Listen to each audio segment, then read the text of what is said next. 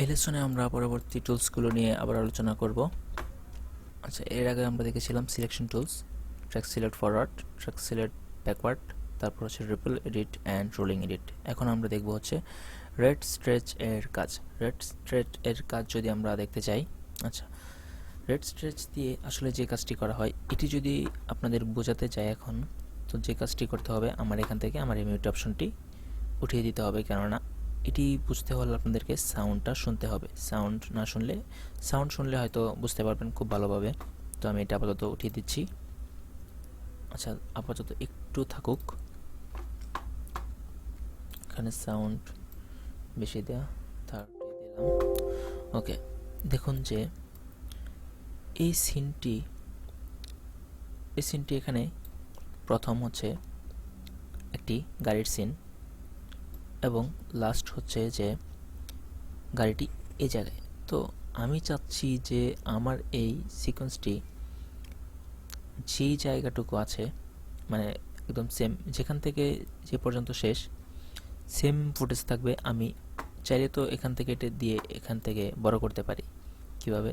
ধরেন এটাকে একটু পিছনে নিলাম সিলেকশন টুল দিয়ে, আর এটাকে এভাবে ধরে টান দিয়ে একটু বড় করে দিলাম। তো যেই কাজটি হলো, আমার এই ফুটেজটি হ্যাঁ, এখান থেকে এই জায়গায় যাওয়ার পর এখান থেকে এই পর্যন্ত ছিলাম আমরা। এরপর হচ্ছে এইটুকু আমার ফুটেজের বাকি অংশটুকু বেরিয়ে চলে এসেছে। তো আমি চাচ্ছি যে এই ফুটেজের বাকি অংশ বের হবে না, এই ফুটেজটি আমার ঠিক যতটুকু আছে সেম টু সেম এতটুকুই আমার থাকবে, কিন্তু আমি আমার এই ফুটেজের লেন্থটা বাড়িয়ে দিব। তো লেন্থ বাড়িয়ে দিতে হলে আমার যে কাজটি করতে হবে, তার মানে যেটাকে বলে হচ্ছে স্লো মোশন করব আর কি। তো অ্যাকচুয়ালি এই এতটুকুর লেন্থ বাড়িয়ে দিলে অটোমেটিক্যালি সেটা স্লো মোশনই হয়ে যাবে। আচ্ছা, তো এটার কাজ হলো এই রেড স্ট্রেচ টুলস এর কাজ। আচ্ছা, তো এটারই কাজ হলো এই রেড স্ট্রেচ টুলস এর কাজ। সিলেক্ট করলাম, ধরলাম, আচ্ছা সিলেক্ট করলাম, এবার ধরলাম, এখানে এনে শেষ করে দিলাম। তো দেখুন, প্রথমে গাড়িটি সেম এই জায়গায় এবং লাস্টে গিয়ে সেম সিন। তো দেখুন, প্লে করছি, এটা উঠিয়ে দিলাম এবং কিবোর্ড থেকে স্পেস প্লে অথবা এখান থেকে প্লে।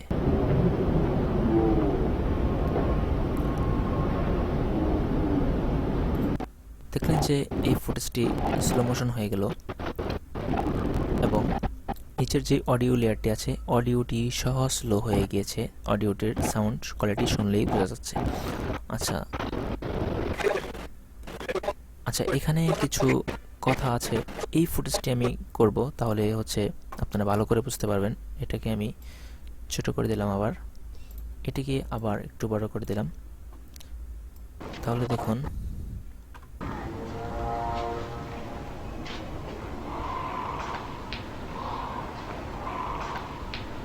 আচ্ছা, দেখলেন যে ভয়েস সহ স্লো মোশন হয়ে গেল।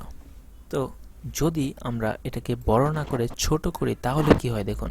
ধরুন এটাকে এতটুকু ছোট করলাম, তাহলে হলো সেম ফুটেজটি যেখান থেকে, আচ্ছা মিউট করছি, তাহলে হলো এই ফুটেজটি যেখান থেকে শুরু যেখানে শেষ সেম টু সেম তাই রয়েছে, কিন্তু এটা এখন স্লো মোশন না, কারণ আমি তো বড় করিনি, আমি লেন্থ কমিয়ে দিয়েছি। তো লেন্থ যদি কমিয়ে দিই তাহলে কি হলো, এটি ফাস্ট প্লে হবে। দেখুন, মিউট, ওকে প্লে।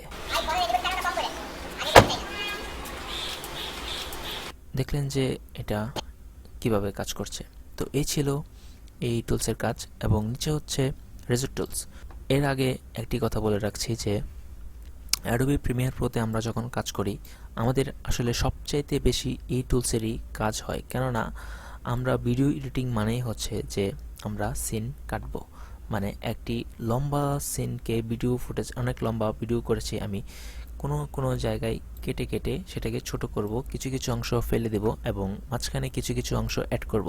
তো এই কাজগুলোই করতে হলে আমাদেরকে সিন কাটতে হয়। এই কাটার জন্য আমাদের এই টুলসটির প্রয়োজন। তো চলুন আমরা দেখে নিই ভালো করে যে এটা দিয়ে আসলে কীভাবে সিনগুলো কাটে। আচ্ছা, এর আগে আমি এই দুইটি ডিলিট করে দিচ্ছি। আর এই দুইটিকে মাঝখানে রিপেল ডিলিট দিচ্ছি। তো প্রথমে চলে এলো। এর রেজর টুলের কাজ হচ্ছে যে আমি চাইলে এই দুইটার মাঝখানে কাটলাম, তারপর এখানে আবার কাটলাম, তারপর হচ্ছে এখানে এখানে এখানে আপনি চাইলে যেখানে খুশি কাটতে পারবেন, কিন্তু আপনি এক্স্যাক্টলি কোন জায়গাটায় কাটবেন সেটা কিভাবে বুঝবেন যে আপনার কোন জায়গাটাই কাটতে হবে এবং সেখানেই কিভাবে, কারণ এখানে দেখুন যে এখানে তো আমি বুঝতে পারছি না এটা এখানে রাখলে যে এটা আসলে কোন জায়গাটা, এটা কোন পয়েন্ট, এটা বুঝতে হলে আমাকে কি করতে হবে, এই যে এই টাইম ইন্ডিকেটরটি ঠিক সেম জায়গায় নিয়ে আসতে হবে। ধরুন আমি এই জায়গাটাতে কাটবো, এই জায়গাটায় রেখে এটাকে যদি আমি এখানে নিয়ে এসে ক্লিক করি, দেখুন এই জায়গাটাই কেটে গেছে। তো এটা আসলে কেন হচ্ছে, মাঝে মধ্যে হয়তো বা আপনাদের নাও হতে পারে। এর একটা কারণ আছে, আমি দেখাচ্ছি যে এখানে দেখুন একটি স্ন্যাপ অপশন আছে, এটা সিলেক্ট করা, এটা দেখুন ম্যাগনেটের মতো একটি আইকন, তার মানে হচ্ছে চুম্বক। তো এই টাইম ইন্ডিকেটরটি যেখানে থাকবে আমার এই টুলসটি এটা কাছাকাছি গেলেই স্ন্যাপ করবে, মানে দেখুন চুম্বকের মতো আকর্ষণ করে এটিকে টেনে তার কাছে নিয়ে যাচ্ছে। তো আমি যদি এটিকে ডিসেবল করে রাখি, দেখুন সিলেক্ট না করলে এরকম হোয়াইট হয়ে থাকে এবং সিলেক্ট করলে এরকম থাকে। তো আমি যদি এটাকে ডিসেবল করে এটাকে ধরুন এখানে রাখলাম, আমি এই পয়েন্টে কাটবো, আমি এটাকে যতই কাছে নেই দেখুন সাথে যাচ্ছে না, একদম কাছে নিলেও যে একদম পারফেক্ট হয়েছে কিনা আমি শিওর না, হয়তোবা এক ফ্রেম এদিক ওদিক হতেও পারে। তো এটি সিলেক্ট করা থাকলে কি হয়, আমি এখানে গেলেই অটোমেটিক্যালি স্ন্যাপ হয়ে এটাতেই সিলেক্ট হচ্ছে এবং আমি ক্লিক করলে এই জায়গাটাতেই কাটছে। আর যদি এটা সিলেক্ট করা না থাকে, দেখুন আমি এখানে কাছাকাছি কাটলেও দেখুন জুম করে দেখাচ্ছি, দেখুন টাইম ইন্ডিকেটরটি আছে আমার এই জায়গায়, কেটেছে এই জায়গায়। আচ্ছা, এগুলো আসলে হচ্ছে কি যে আপনার কাজের প্রয়োজন অনুযায়ী আপনার প্রয়োজন পড়বে যে কোনটা কখন প্রয়োজন, এটা কি কখন লাগবে কি লাগবে না, তখন আপনি নিজেই বুঝতে পারবেন। তো এই ছিল রেজর টুলসের কাজ, এর বাইরে রেজর টুলসের কোনো কাজ নেই, এটার শুধু কাজই হচ্ছে কাটা। এবং কাটার পর আপনি চাইলে এই সিলেকশন টুলস দিয়ে প্রত্যেকটি সিনকে এভাবে টেনে টেনে আলাদা করতে পারবেন এবং কোনো সিনকে এভাবে আগে পিছিয়ে করতে পারবেন। এবং পরবর্তী টুলসগুলো নিয়ে পরবর্তী লেসনে আলোচনা হবে, সঙ্গেই থাকুন। ধন্যবাদ।